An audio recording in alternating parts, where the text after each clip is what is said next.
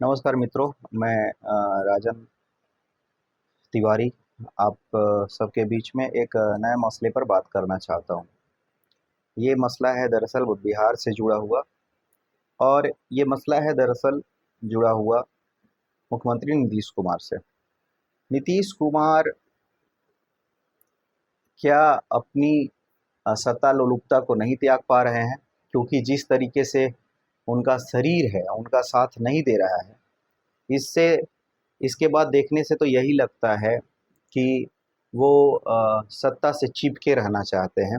हालांकि उनका जो बॉडी लैंग्वेज है वो पूरी तरीके से ऐसा दिखाई दे रहा है कि अ, एक मुख्यमंत्री के कर्तव्य निर्वहन को पूरा करने में वो सक्षम नहीं है। और ऐसा मैं इसीलिए कह रहा हूँ कि पिछले इस बार जो रामनवमी की त्योहार थी उसमें वो कहीं पर गए हुए थे, और वहाँ पे रावण दहन के कार्यक्रम के आयोजन की गई थी। और उन्होंने जो तीर धनुष छोड़ा वो एक्चुअली छूटा नहीं, मंच से ही जैसे तैसे वो गिर गिर पड़ा। इसके पहले भी उन्होंने अपने जो शारीरिक अक्षमता है, या फिर एक तरह से बोल सकते हैं कि मानसिक रूप पर भी वो लग रहा है कि पिछले कुछ वर्षों से बीमार चल रहे हैं। क्योंकि जैसे उन्होंने विधान परिषद में स्टेटमेंट दिया, फिर विधान सभा में भी सेम चीज़ बोला महिलाओं के ऊपर में, जो वो एक्चुअली में टीएफआर के बारे में बोलना चाहते थे, जो बिहार का प्रजनन दर है उसके बारे में बोलते बोलते उन्होंने ऐसी बातें बोली जो कि अ, शिष्टाचार के दायरे से बाहर है, शिष्टाचार में वो नहीं आती। एक अगर लोकतांत्रिक शिष्टाचार देखा जाए, एक विधानसभा की गरिमा देखा जाए, अ, उसमें वो फिट नहीं बैठता है। इसके बाद में तरह तरह की बातें होने लगी। नीतीश कुमार, जिन्होंने कि बिहार में बहुत बड़े क्रांतिकारी परिवर्तन किए हैं, बिहार को विकास के पथ पर लाया है, लेकिन अब जिस तरीके से उनकी शारीरिक अक्षमता सामने आ रही है, जिस तरीके से शरीर उनका साथ नहीं दे रहा है, इस स्थिति में उनका मुख्यमंत्री पद पर बने रहना, ये तो बिहार के भविष्य के लिए शायद दुर्भाग्यपूर्ण ही कहा जा सकता है। हालांकि कुछ महीनों से ये चर्चा है कि वो अपने राजनीति को किसी और के हाथ में सौंपने वाले हैं, और मनीष वर्मा का नाम सामने आ रहा है। और ये भी कहा जा रहा है कि जो 2025 की चुनाव है उसमें शायद वो उतनी सक्रिय भूमिका नहीं निभाएं। खैर, बिहार में जब मगध साम्राज्य हुआ करता था, जब पुराने समय में अगर जाया जाए तो यहाँ पर सत्ता की लड़ाई बहुत खतरनाक तरीके से चलती थी। बट अभी उस तरीके से ये नहीं देखा जा रहा है कि नीतीश कुमार के गद्दी को लेके बहुत लोग लालच के दृष्टिकोण से बिहार के जो है मुख्यमंत्री के पद को देख रहे हैं। ऐसा मैं इसीलिए बोल रहा हूँ कि कोई भी दूसरे कैंडिडेट या कोई भी दूसरे सक्सेसर में वो व्यग्रता नहीं दिख रही है, जो कि जिसे ये कहा जा सके कि कोई मंत्री मुख्यमंत्री बनने के लिए बहुत ही ज़्यादा लालच में है। हालांकि अभी अगर देखा जाए तो एक नई पार्टी जन सुराज भी आई है, जो ये दावा करती है कि हमारी भी आने वाले दिनों में सरकार बनेगी। लेकिन जन सुराज का रास्ता अभी लंबा है, और अभी उसकी परीक्षा होनी बाकी है। अभी वो उपचुनाव लड़ रहे हैं, उपचुनाव में कितना वोट पाते हैं, उसके बाद में फिर देखना होगा कि विधानसभा चुनाव में वो कितने सीटों पर अपना कैंडिडेट खड़ा करते हैं। तो इन सब के बीच में ये बहुत ही एक गंभीर सवाल खड़ा होता है संवैधानिक दृष्टिकोण से भी, कि क्या शारीरिक अक्षमता, या फिर कम सुनाई देना, बोलने में दिक्कत होना, और कुछ ऐसा बोलना जो शिष्टाचार के श्रेणी से बाहर जाता है, क्या इन चीज़ों के कारण किसी भी मुख्यमंत्री को हटाया जा सकता है? मैं थोड़ा बियॉन्ड द लाइन जाके बात कर रहा हूँ। लेकिन अगर शारीरिक अक्षमता अगर है, मान लीजिए कि कोई मरणासन पे है, तो क्या उस स्थिति में भी मुख्यमंत्री या प्रधानमंत्री के पद पर वो बना रह सकता है। संविधान में इसको लेकर कुछ भी बहुत स्पष्ट नहीं है, क्योंकि इसलिए स्पष्ट नहीं है क्योंकि उस व्यक्ति को ये भी कहा जा सकता है कि वो बीमार है, लाचार है, हो सकता है कि ठीक होकर आ जाएगा और फिर पुनः वो मुख्यमंत्री का पद का जिम्मेवारी संभालेगा।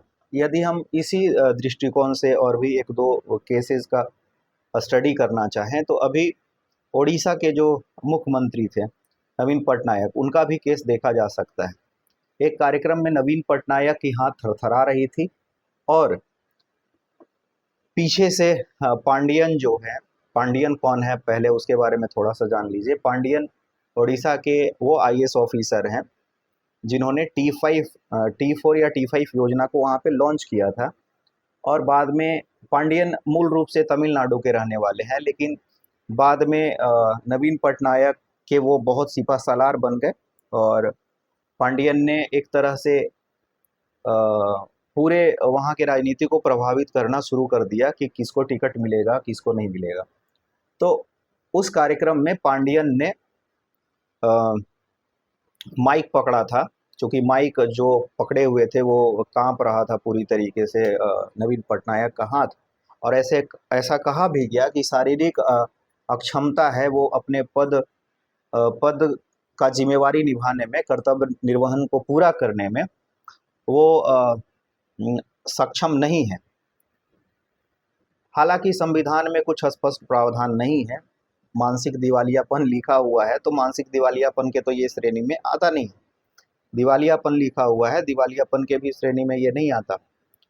तो अगर मान लीजिए कि कोई भी व्यक्ति शारीरिक रूप से अक्षम हो चुका है और तो भी वो रिज़ाइन भी नहीं कर रहा और वो जो है सत्ता में बने रहना चाहता है, तो उस स्थिति में क्या होगी।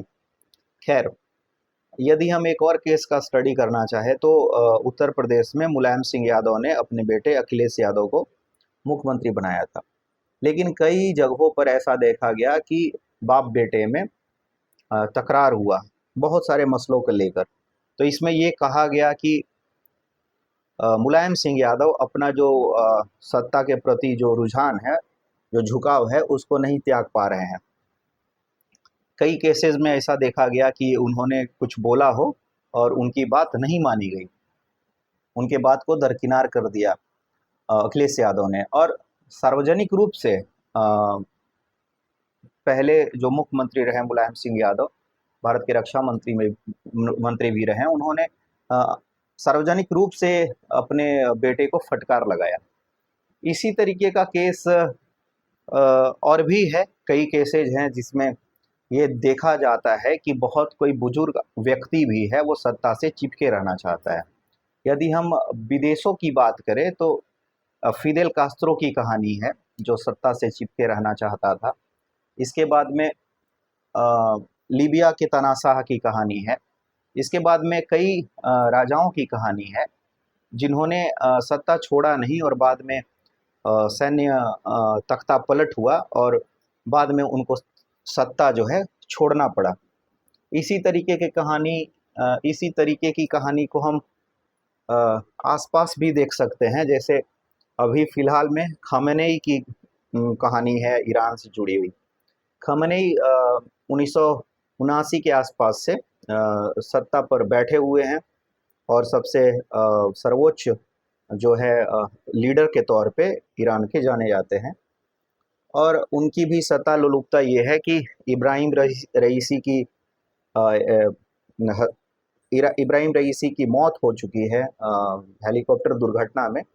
इसके बाद वहाँ कई तरह की बातें हो रही थी, लेकिन उन्होंने सत्ता का जो सर्वोच्च पद है वो नहीं छोड़ा और शायद उनकी मृत्यु ही होगी तो वो पद जो है रिक्त होगा, छोड़ा जाएगा। कई कहानियां हैं, दुनिया भर में भरी पड़ी हैं कई कहानियां जो जिन्होंने एक बार सत्ता ग्रहण किया और फिर जाने का नाम नहीं ले रहे थे। खैर, वो तो तानाशाही की एक घटना है। एक घटना और है सत्ता से चिपके रहने की, वो घटना है रूस के राष्ट्रपति व्लादिमीर पुतिन की। व्लादिमीर पुतिन ने बजाबते संविधान में संशोधन करवाया और अब तो शायद ऐसा संशोधन हो गया है वहाँ के संविधान में कि मृत्यु पर्यंत तक व्लादिमीर पुतिन वहाँ के राष्ट्रपति रहेंगे।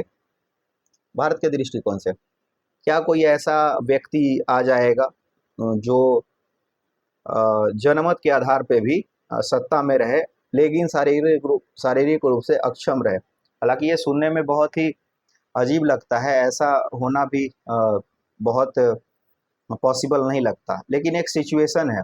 मान लीजिए किसी ने प्रधानमंत्री पद के दायित्व निर्वहन को लेकर अपना अपना शपथ लिया और 1-2 महीने के बाद में वो चला जाता है हॉस्पिटल में, हॉस्पिटलाइज हो जाता है। तो क्या उस स्थिति में किसी दूसरे को अगर प्रधानमंत्री बनाने के लिए वो सहमत नहीं है, तो उस स्थिति में कैसे क्या होगा? संवैधानिक संकट ये एक तरह से खड़ा हो सकता है। इसी तरीके से कई संवैधानिक संकट पहले भी खड़ा हुआ है। हालांकि नीतीश कुमार को मैं अभी एकदम पूरी तरीके से सक्षम नहीं बोल रहा हूँ, लेकिन नीतीश कुमार की जो हरकत है, नीतीश कुमार की जो शारीरिक अक्षमता है, नीतीश कुमार के की जो मानसिक स्थिति है, और अभी जिस तरीके से वो किसी का पैर छूने लग जा रहे हैं, किसी को माला पहनाने लग जा रहे हैं, तो ये सारी जो चीज़ें दिख रही है, इससे ये चीज़ समझ में आता है कि हो सकता है कि वो सत्ता से तो चिपके रहना चाहते हैं, लेकिन उनकी जो मानसिक स्थिति है, उनका जो शरीर का स्वास्थ्य है, वो शायद साथ नहीं दे रहा है। और इसीलिए बिहार को या बिहार के लोगों को एक बार इस पर भी गौर करना पड़ेगा कि नीतीश को लेकर अब आपकी नई राय क्या है।